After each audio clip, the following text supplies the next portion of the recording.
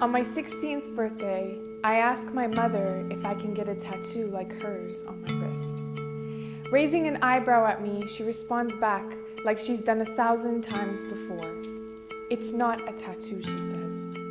She gently strokes the cross on her wrist, a faraway look in her eyes.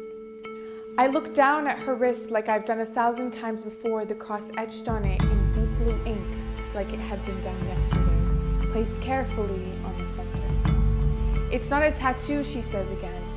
Taking a deep breath, like she's done 1,000 times before, she begins the story again. Her story is the story of hundreds of thousands before and after her, a story of unjust laws, of fleeing persecution, a story of the indigenous Christian peoples of the River Nile, ancestors of the pharaohs. They call us the nation of the cross.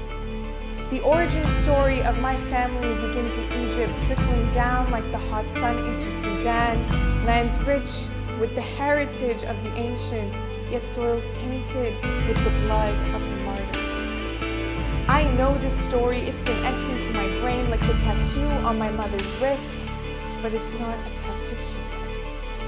The cross of blue ink, although barely noticeable, holds the weight of the cries of the people, the Copts who have been persecuted for the God that they worship. You see, when you're a minority in the homeland that is no longer yours, where do you flee to? It was the law, she says. Every Christian had to etch a cross on their wrist. That way, no matter where you go, everyone will know where you've come from. They'll know who you are. They'll know that they can kill you and justify it. If you were one of the lucky ones, she says, they'll look at your tattoo and know where to bury you. It's not a tattoo, she says, it's a burden. And when the burden became too much to bear, she says, we fled with nothing but the clothes on our backs so that you would never have to know what it feels like to not be free. It's a reminder of what could have been but was not, a memoir of our journey in both this life and the next.